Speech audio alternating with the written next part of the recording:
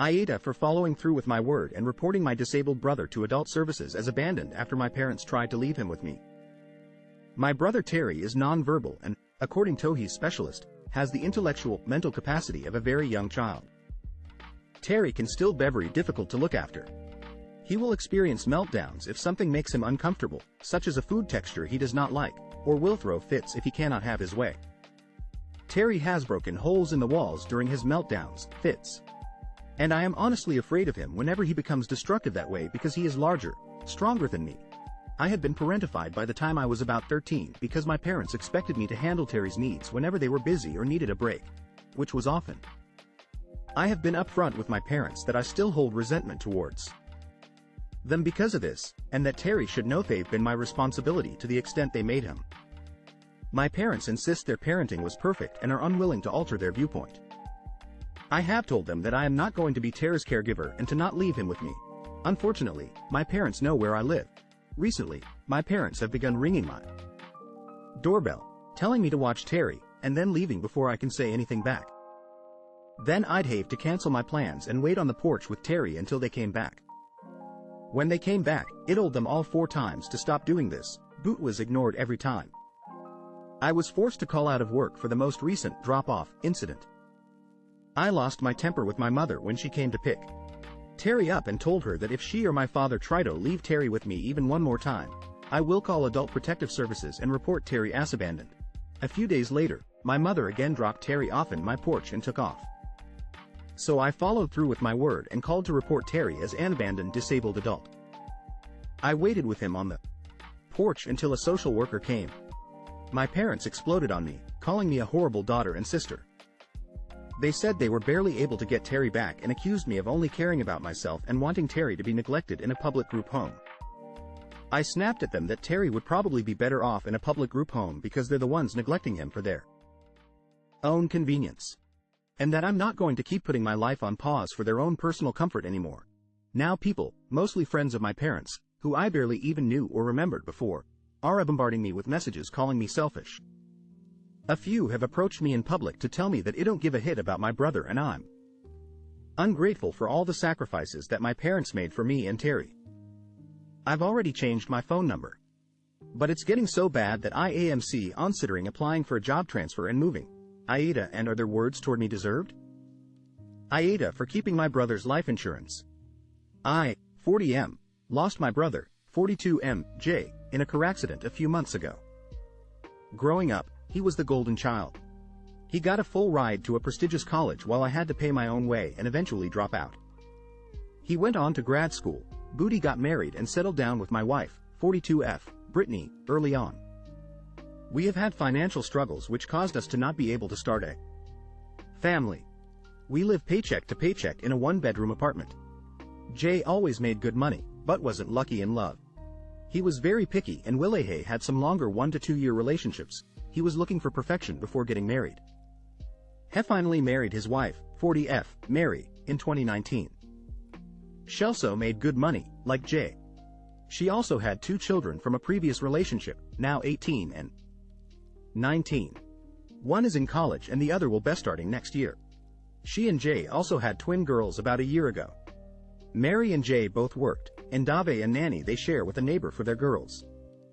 When they got pregnant, she sold her house where they were living and he sold his condo thought they had been renting out and they bought a larger family home together. All this to say money is not a problem for them.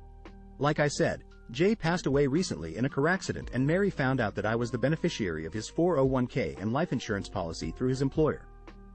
The life insurance is $150k but the 401k is much more substantial. He set it up that way years ago before Mary was in the picture and never changed it.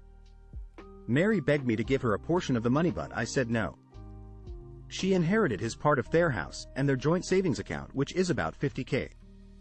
She said that she paid for his funeral, and to make it work on her income alone, she will have to sell the house, give up the nanny, put the girls in daycare, and won't be able to help Harold her kids with college the way they planned. I told her it's not my fault. If he wanted to change the beneficiary, he should have done that, but he didn't so now the money is mine. My wife Andy planned to use the money to buy a home and finally start a family. She says her husband's money should go to his children, but she doesn't see that me using the money to have my own children is more important. Our parents think I'm in a hole because the money should go to his kids. I offered to take $50K and put it in trust for the girl's education. But they said Mary needs the money now. They said the life insurance would pay off their mortgage and the boys' college and put money away for the girl's future, and her income would cover the rest so they wouldn't have to move. But what about my family? AITA for publicly humiliating my grieving uncle? I, F17, lost my dad, 53, recently, and it sucks. He wanted to die at home, and despite having amazing hospice carers supporting us, it meant my family did a lot of the caring. My stepmom is honestly some kind of superhero for everything she did, and me and my brother, 23, tried to help as much as we could. I missed school to sit in with him so my stepmom could go out of the house and stayed at night so she could sleep. Me and my mom picked up prescriptions and delivered it to them. I cleaned the house so my stepmom had less to worry about and could focus on dad. Well, my uncle, dad's brother, hasn't really done anything. My dad has 2 brothers, and the eldest visited him every week despite living about 2 hours away and nearing 70. His other brother lives about a 15-minute walk away if that. After dad became bedbound in early 2023, he stopped visiting due to shielding from COVID. It's important to mention he doesn't have or live with anyone who has a medical condition that would require him to be careful about getting COVID. My dad didn't say anything about it, but the time I pressed the issue slightly it became clear that my dad was sad that his brother wasn't seeing him. I'm not completely sure I believe the COVID story, and my mom suggested that maybe he is just scared to see his brother in that condition, which is understandable. It definitely is upsetting to see, but I can't help but feel like no matter how he feels, my dad felt far worse. Even if seeing him in person was too much, couldn't he call him and speak to him? If the COVID story was true, my dad's bed was downstairs. He could have waved through the window occasionally. Even a text would have been good enough, but he didn't even do that. Just went no contact, for no reason, and despite being close before that, the day after my dad died, my uncle has this long, self-pitying message on Facebook about how hard losing a younger brother is, and how difficult the last few months have been. The comments were full of loving and supporting messages wishing him well. I don't deny that losing a brother must be horrible, but the comment about the past few months made me so angry. Yeah, past few months, when you couldn't send my dad or stepmom a text. The past few months, when our lives got turned upside down while he sat at home twiddling his thumbs. I left a scathing comment saying pretty much that, and a particularly hurtful comment about how my dad's last memory of him would have been how he let my dad down. I'm not proud of it, but I wanted him to be upset. I don't understand why he gets Toby, the poor mourning brother, when his actions haven't shown any regard for our family. My auntie, his wife, has left my mum a voicemail which my mum won't tell me what she said. I know it was bad, Andy regret the really bad comment. But why does he deserve my sympathy when it's been up to everyone else to actually do the caring? AITA for coddling my 2-yo when I didn't do the same for my oldest? I know the text makes me in awe, and it's probably right. When I, 34M, was 20, I had a relationship with a girl, let's call her Clara. When she got pregnant, I honestly wasn't happy, but since she decided to keep the baby, there wasn't anything he could do. When our daughter, let's say Sadie, 13F, was born, I legally recognized her. We have shared custody, and she stays with me 2 weekends a month. I also pay child support. I go to her school events, holidays, etc. But if I'm honest, I don't feel like I love her, and I know that makes me off. I care about her, but I don't miss her when SHE is not with me, and I don't feel the need to see her. 6 years ago I met my wife, Anna, and it was love at first sight. Side note, me and Clara weren't in a relationship since Sadie was born, so no cheating. Clara and Sadie both disliked my wife, but that didn't stop me and we got married. We now have 2 kids, 4M and 2F.